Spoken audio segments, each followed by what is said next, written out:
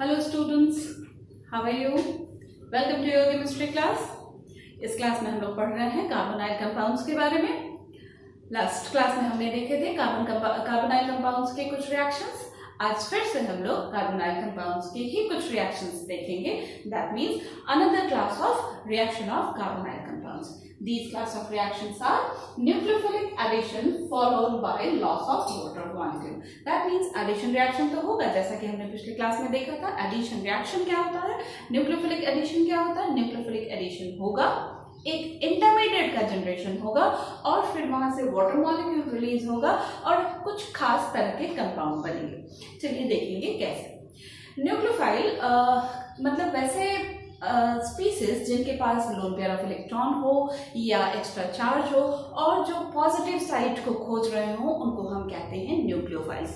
Nucleophile के attack से जो एडिशन रिएक्शन होगा, जो एडिशन रिएक्शन इनिशिएट होगा, that addition reactions are known as nucleophilic addition reaction. एक न्यूक्लियोफाइल लेंगे हम, न्यूक्लियोफाइल का एक एग्जांपल हो जाएगा अमोनिया या अमोनिया के ही कुछ डेरिवेटिव। अमोनिया या अमोनिया के डेरिवेटिव का जब रिएक्शन होता है कार्बोनाइल कंपाउंड के साथ तो क्या होगा, अमोनिया या अमोनिया के डेरिवेटिव्स का जब रिएक्शन होगा कार्बोनाइल कंपाउंड के साथ तो ये रिएक्शन जो है एसिडिक मीडियम में जाएगा। इस रिएक्शन में एक इंटरमीडिएट का फॉर्मेशन होगा, एडिशन होगा, न्यूक्लियोफिलिक एडिशन, एक इंटरमीडिएट का फॉर्मेशन होगा और फिर ये जो इंटरमीडिएट होगा वहां से वाटर मॉलिक्यूल रिलीज हो जाएगा और फाइनल प्रोडक्ट हमको मिलेगा। Nucleophiles such as ammonia and its derivative, ammonia या उसके डेरिवेटिव। अमोनिया माने NH3, NH3 में से एक हाइड्रोजन हटा करके कोई भी एक ग्रुप लगा दिया गया जिसको हमने यहाँ सिंबलाइज किया हुआ है Z से। H को हटा करके कोई दूसरा ग्रुप लगाया है जिसको सिंबलाइज किया H से। Add to the carbonyl group of the aldehydes and ketones, ये ग्रुप जाकर के ऐड होगा एल्डिहाइड या कीटोन के साथ। क्यों? क्योंकि कार्बन ऑक्सीजन के बीच में डबल बॉन्ड है, वहां पे एडिशन हो सकता है। The reaction is reversible, ये जो एडिशन का रिएक्शन है वो रिवर्सिबल है, मतलब फॉरवर्ड डायरेक्शन भी जा रहा है और बैकवर्ड डायरेक्शन भी जा रहा है। And catalyzed by acid। अगर हम चाहते हैं कि इक्विलिब्रियम फॉरवर्ड डायरेक्शन में शिफ्ट हो, दैट मीन्स हमको सिर्फ जब प्रोडक्ट मिले तो हमको क्या करना पड़ेगा, प्रोडक्ट में से कोई चीज हटाना पड़ेगा। The equilibrium favours the product formation by rapid dehydration of intermediate to form this group, this particular group का फॉर्मेशन होगा। देखिए तो अमोनिया डेरिवेटिव था ना NH2Z और यहाँ कार्बोनाइल कंपाउंड था CO, यहाँ से O गायब हो गया, यहाँ से H2 गायब हो गया, मतलब H2O निकल गया है, वाटर मॉलिक्यूल रिलीज हो गया है जिस वजह से पर्टिकुलर कंपाउंड बनेगा। इन जनरल देखते हैं कि ये कैसे बनेगा। ये हमारा कार्बोनाइल कंपाउंड है, ये हमारा कार्बोनाइल कंपाउंड है, इसके साथ जाकर के लगेगा अमोनिया डेरिवेटिव। ये रिएक्शन कैसा, इक्विलिब्रियम वाला, मतलब आगे पीछे दोनों तरफ रिएक्शन होगा। किसके प्रेजेंस में, एसिड के प्रेजेंस में होगा क्या, एडिशन। ऐड कर लेते हैं हम लोग कार्बन के साथ ऑक्सीजन के साथ H लगा देते हैं यहाँ से और यहाँ वाला NHZ ऐसे रहने देते हैं। ठीक है, ये क्या है, ये हमारा इंटरमीडिएट है।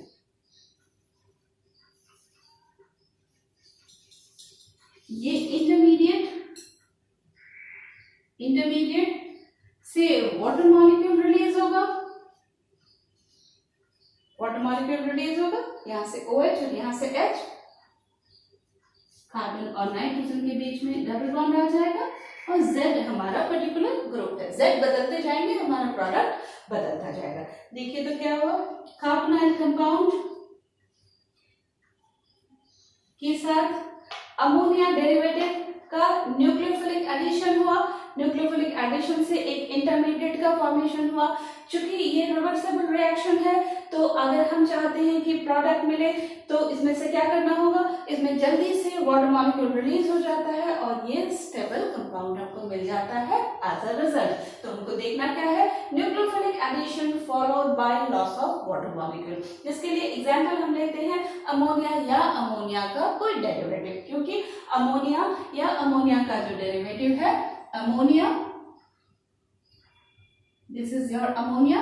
अमोनिया के पास एक लोन पेयर ऑफ इलेक्ट्रॉन है जिसकी वजह से ये बेहतर न्यूक्लियोफाइल है, ये जाकर के अटैक कर सकता है कार्बोनाइल कंपाउंड के ऊपर। ये अटैकिंग कैसे होगी, चलिए देखते हैं इसके मैकेनिज्म के थ्रू कि बात क्या हो रही है। तो मैकेनिज्म देखा जाए, किसका मैकेनिज्म देखने जा रहे हैं हम लोग मैकेनिज्म देखने जा रहे हैं न्यूक्लियोफिलिक एडिशन का अमोनिया डेरिवेटिव्स का, nucleophilic addition of ammonia derivatives on carbonyl compound followed by loss of water। ये रिएक्शन जो है वो होगा एसिड के प्रेजेंस में। तो मैकेनिज्म देखते हैं।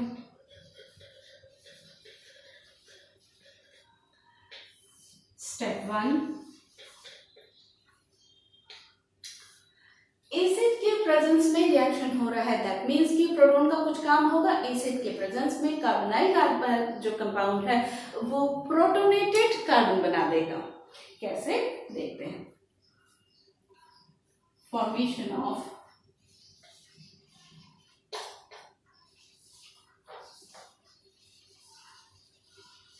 Protonated carbonyl group.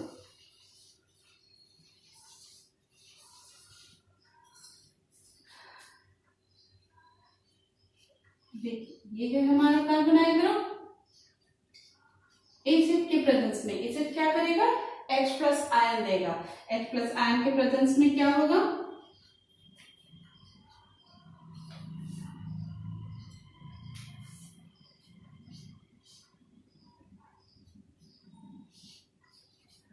ऑक्सीजन के ऊपर पॉजिटिव चार्ज। ये जो इंटरमीडिएट है, चूंकि ऑक्सीजन ज्यादा इलेक्ट्रोनेगेटिव है, बॉन्डेड पेयर ऑफ इलेक्ट्रॉन को अपनी तरफ खींचेगा और ये जो इंटरमीडिएट है ये रेजोनेंस स्टेबलाइज्ड होगा कुछ इस तरह से। देखिए तो ये बन गया प्रोटोनेटेड कार्बोनाइल ग्रुप जिसमें कार्बन के ऊपर पॉजिटिव चार्ज दिखाई दे रहा है। कार्बन के ऊपर जो पॉजिटिव चार्ज है ये बेहतर साइट है न्यूक्लियोफिलिक अटैक के लिए। अब इसके ऊपर nucleophilic attack. Step 2,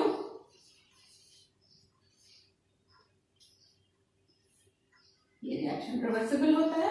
step 2, attack of nucleophile या न्यूक्लियोफिलिक अटैक।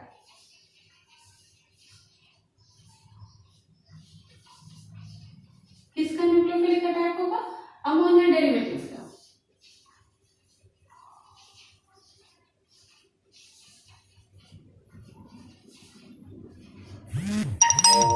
कैसे,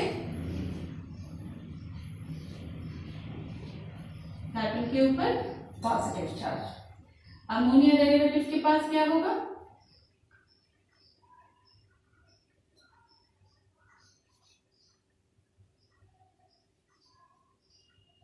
ये अमोनिया का डेरिवेटिव है। अमोनिया डेरिवेटिव के पास एक लोन पेयर ऑफ इलेक्ट्रॉन, ये लोन पेयर ऑफ इलेक्ट्रॉन इस कार्बन के ऊपर अटैक कर सकता है। कार्बन जो कि पॉजिटिव साइड वाला है, इसलिए नतीजा क्या होगा, हमको एक एडिशन कंपाउंड मिलेगा।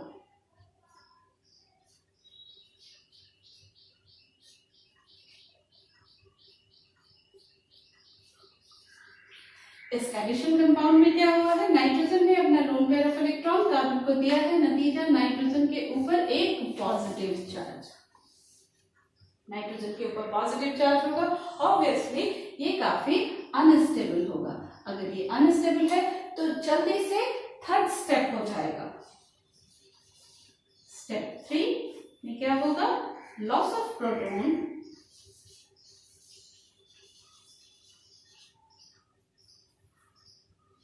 And water molecule. देखिए कैसे हमारा इंटरमीडिएट क्या बना हुआ है, जो काफी स्ट्रेन में है क्योंकि नाइट्रोजन के ऊपर पॉजिटिव चार्ज है। अब यहां से प्रोटॉन रिलीज हो जाएगा, लॉस ऑफ प्रोटॉन हो जाएगा, H+ चला जाएगा, मतलब हाइड्रोजन अपना बॉन्डेड पेयर ऑफ इलेक्ट्रॉन छोड़ करके चला जाएगा।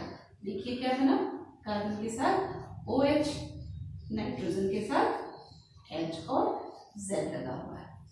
अब यहां से बगल बगल पे कार्बन के ऊपर OH, नाइट्रोजन के ऊपर H, वाटर मॉलिक्यूल के रिलीज होने का बेहतर चांस, वाटर मॉलिक्यूल रिलीज होगा और हमारा प्रोडक्ट बन जाएगा जो हमको बनाना था। This is the final product, यही तो हमको बनाना था। तो स्टेप्स देख लें हम लोग एक बार फिर। Mechanistic steps. Step 1, formation of protonated carbonyl group.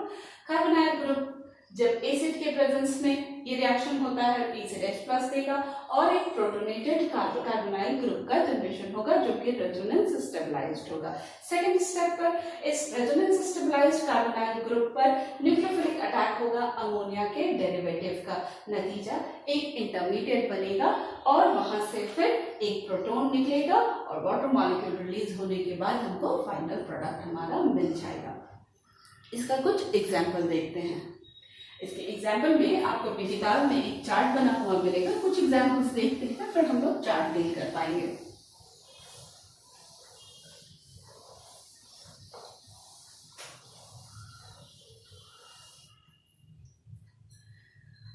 Example में हम लोग फर्स्ट देखेंगे reaction of hydroxyl amine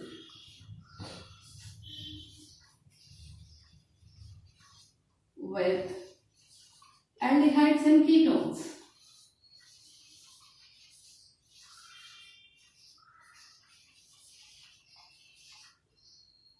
reaction किसका? हाइड्रोक्सिल एमीन का। हाइड्रोक्सिल एमीन का मतलब क्या? अमोनिया से एक हाइड्रोजन हटा करके वहां पे हाइड्रोक्सिल ग्रुप लगा देंगे, मतलब OH ग्रुप लगा देंगे, the group will be hydroxyl amine. चलिए देखिए ये रिएक्शन कैसे होगा। This is your carbonyl group. Hydroxyl amine माने अमोनिया में एक हाइड्रोजन हटा करके OH ग्रुप लगा देंगे, इसको कहेंगे हम हाइड्रोक्सिल अमीन।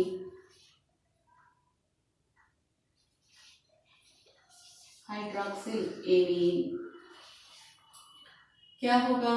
एक वाटर मॉलिक्यूल रिलीज होगा और हमको फाइनल प्रोडक्ट कुछ ऐसा मिलेगा। Z की जगह पे देखिए क्या आया है? OH।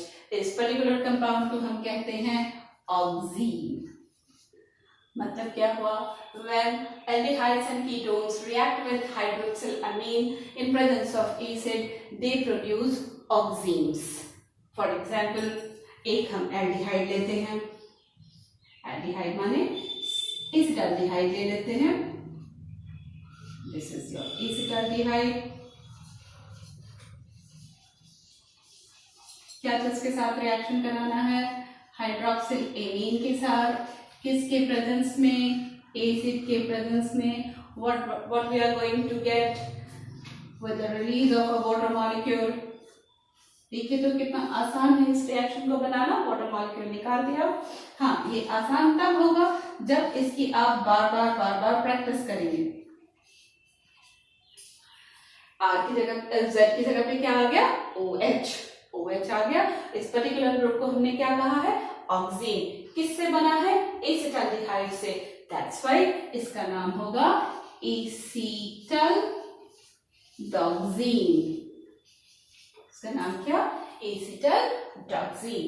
या इसी को हम कह सकते हैं इथेनॉल ऑक्सीन। किससे बना है? इथेनॉल से, इसलिए इसका नाम हो जाएगा ethanol oxygen.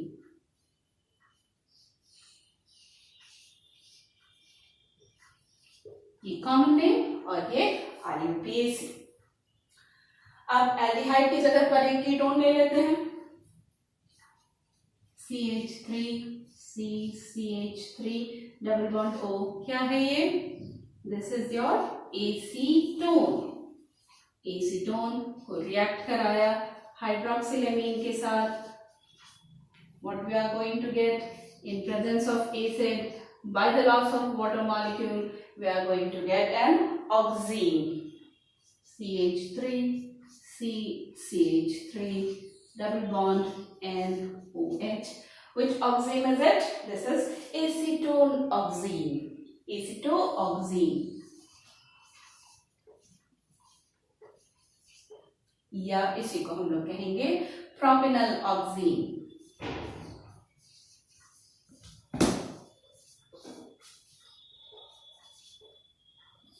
Okay, so this was the reaction of hydroxylamine with aldehydes and ketones. Now coming to our second reaction. इसी तरह से हम लोग दूसरा भी एग्जाम्पल देख सकते हैं. रिएक्शन ऑफ हाइड्रोक्सिलामीन अभी हमने देखा था. हाइड्रोक्सिलामीन की जगह पे हम कर देते हैं हाइड्राजीन. क्या कर देते हैं हाइड्रोक्सिलामीन की जगह पे? हाइड्राजीन. हाइड्राजीन क्या होता है?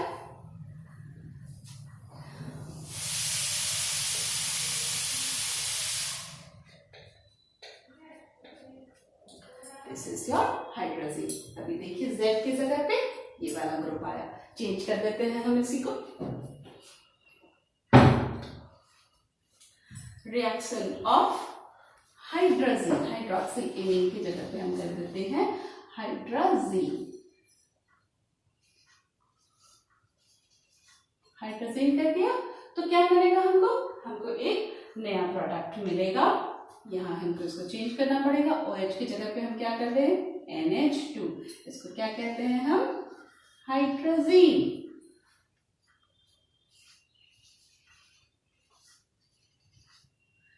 हाइड्राजीन रिएक्ट करने के बाद जो प्रोडक्ट हमको मिलता है उसका नाम होता है हाइड्राजोन.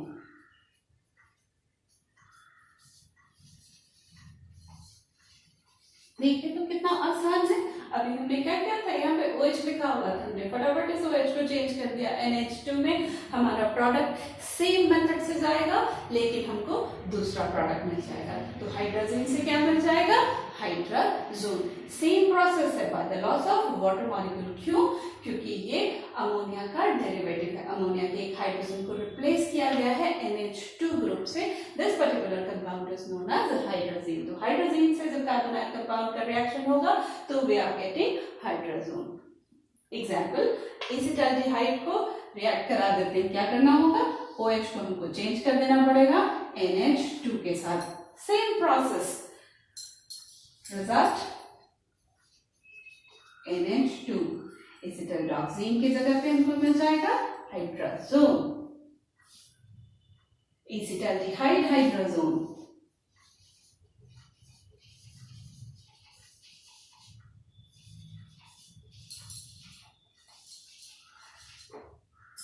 ठीक वैसे ही एसीटोन का जब हम रिएक्शन कराएंगे हाइड्रोजन के साथ फिर से हमको वही मिल जाएगा. यहाँ भी OH को हम रिप्लेस कर सकते हैं NH2 के साथ. This will be your acetone hydrazone.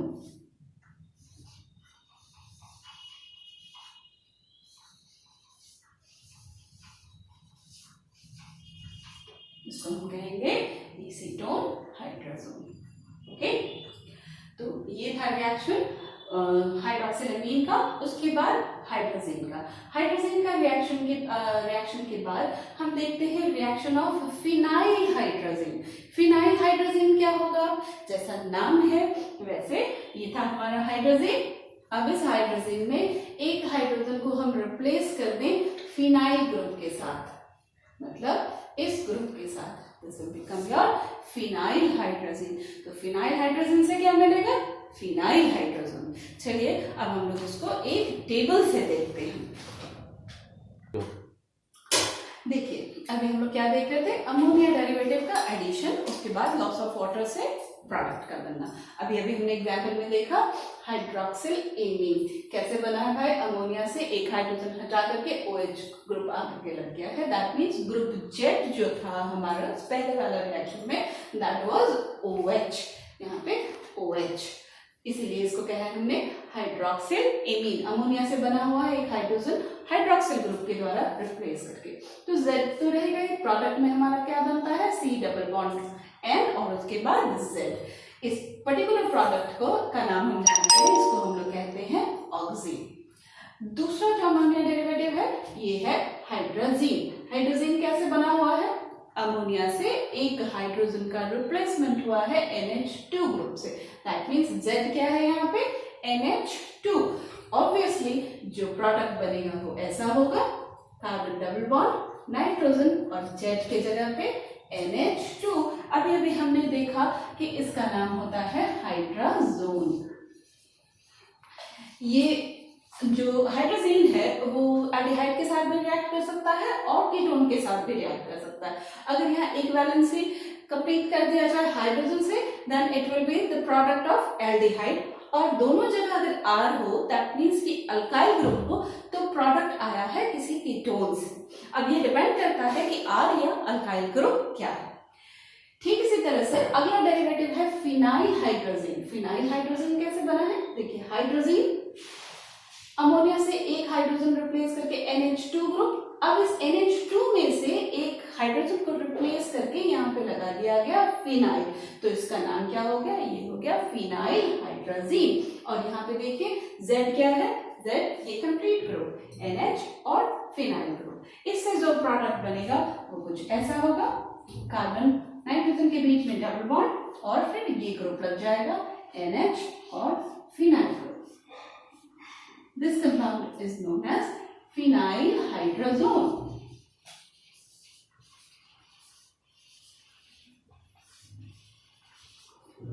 ठीक, अगला क्लास ऑफ कंपाउंड देखते हैं। अगला किसके साथ रिएक्शन हो रहा है, देखिए काफी बड़ा सा मॉलिक्यूल दिख रहा है, लेकिन ध्यान देंगे इसी मॉलिक्यूल में, ये जो ऊपर वाला मॉलिक्यूल है फिनाइल हाइड्रोजोन, इसी में फिनाइल में सेकेंड पोजीशन पे फिनाइल की काउंटिंग कहां से करेंगे, यहाँ से 1 2 3 and 4।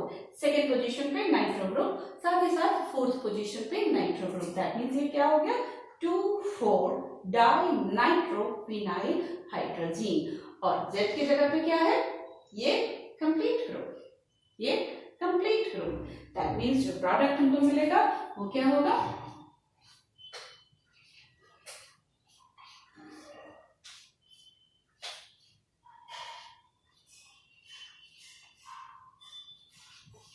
this is the product. What is this? This is 2,4 dinitro phenyl hydrazone। 2,4 dinitro phenyl hydrazone। Similarly, एक और रिएक्शन हम देखेंगे। इस पर्टिकुलर कंपाउंड को हम कहते हैं सेमी कार्बाजाइड। इस पर्टिकुलर कंपाउंड को क्या कहेंगे, सेमी कार्बाजाइड। देखिए तो Z क्या है, NH2 को हटा दिया जाए, ये कंप्लीट ग्रुप Z की जगह पे है। दैट मीन्स प्रोडक्ट क्या मिलेगा हमको, प्रोडक्ट मिलेगा कुछ ऐसा, और इसको हम कहेंगे सेमी कार्बाजोन। इसको हमने कहा सेमी कार्बाजोन। ठीक है, तो these are the ammonia derivatives which add on nucleophilically to carbonyl compounds, and there is a loss of water molecule to give you these products. I think concept आपको समझ में आ गया होगा।